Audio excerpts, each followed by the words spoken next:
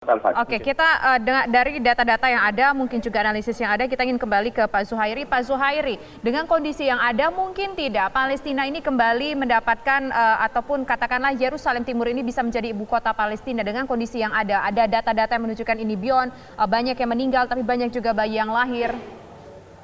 Ya, saya ingin menjawab pertanyaan tadi yang belum dijawab, bahwa apakah mungkin Palestina menguasai kembali Yerusalem Timur? Ya. Pertanyaannya bukan apakah mungkin, tetapi bagaimana caranya menguasai Yerusalem Timur secara utuh. Ya. Kita bisa merujuk kepada kesepakatan yang paling terakhir di Oslo tahun 93, tetapi sesungguhnya bisa ditarik pada tahun 67. Di mana pembagian wilayah itu ketika masih atau kita balik jauh ke tahun 48 ketika Israel itu merdeka. Tetapi memang yang paling realistis itu adalah 1993 karena 1993 itu sebenarnya hampir terjadi satu kesepakatan besar ya di antara pihak Israel dan Palestina. Nah, oleh karena itu sekarang ini kalau kita bicara yang realistis saat ini sekarang adalah mengembalikan Sheikh Jarrah kepada warga Palestina. Jadi itu sebagai momentum untuk bagaimana menekan Israel. Nah, supaya Sheikh Jarrah itu dikembalikan kepada warga Palestina. Nah, setelah itu kemudian dilakukan perundingan dengan melibatkan negara-negara lain termasuk juga Indonesia. Indonesia dianggap tidak mempunyai satu kepentingan geopolitik. Indonesia perjuangannya betul-betul otentik, yaitu perjuangan untuk kemerdekaan Palestina. Dan yang terakhir yang paling penting adalah gencatan senjata. Karena bagaimanapun kita sangat sedih, kita marah dan dunia marah ya. Demonstrasi hari ini kita melihat di Jakarta di depan kedutaan Amerika Serikat itu terjadi demo yang diliput secara live oleh stasiun Al Jazeera. Itu artinya kita semua marah bahwa serangan-serangan agresi, rudal-rudal yang membunuh anak-anak dan perempuan, orang-orang yang tidak bersalah di jalur Gaza itu harus dihentikan karena bagaimanapun kita semua berharap ada satu keadilan bagi Palestina, dan keadilan bagi Palestina itu adalah kemerdekaan dengan teritori Yerusalem Timur sebagai wilayah Palestina dan Masjid Aqsa atau Yerusalem Al-Quds sebagai kota dari Palestina. Baik.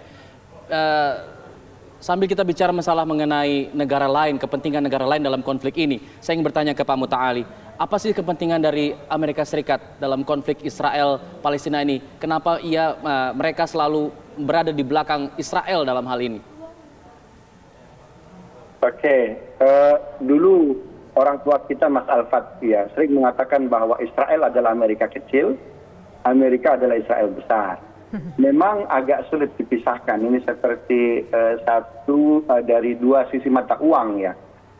Terakhir dua kementerian Amerika Serikat yang bisa dikuasai bukan hanya meme-nya tapi sistemnya itu 97. Dua kementerian terakhir yang bisa dikuasai oleh lobby Yahudi itu Kementerian Luar Negeri Amerika Serikat dan Kementerian Pertahanan Amerika Serikat.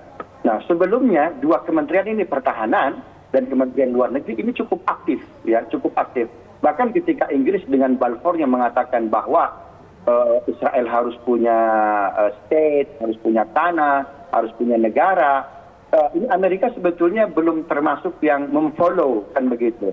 Nah, kemudian kesini bahkan Kementerian Pertahanan, Kementerian Luar Negeri ini termasuk yang mereject ya pemukiman ilegal, kemudian pengakuan terhadap state Israel begitu.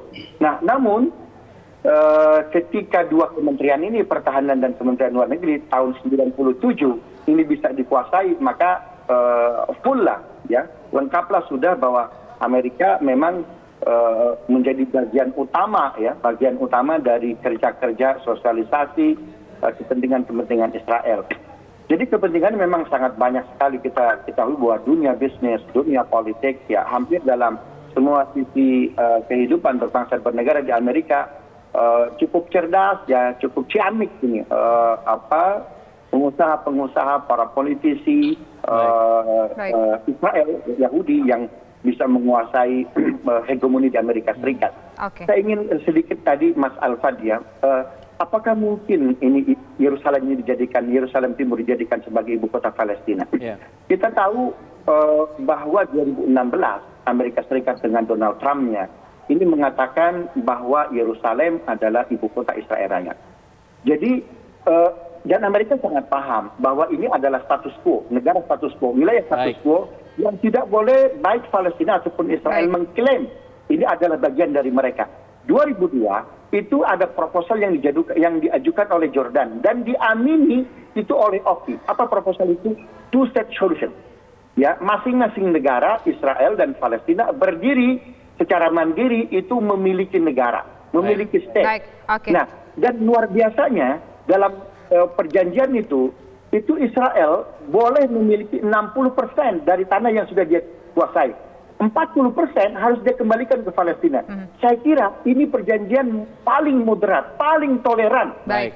Tetapi sungguh pun demikian ternyata di-reject pula oleh pemerintahan Benjamin Netanyahu. Saya kira seperti itu, Mbak Fira dan Mas Alfat ya. Baik, terima kasih Bapak atas waktunya sudah bersedia berbincang bersama kami di program Kabar Petang. Assalamualaikum warahmatullahi wabarakatuh.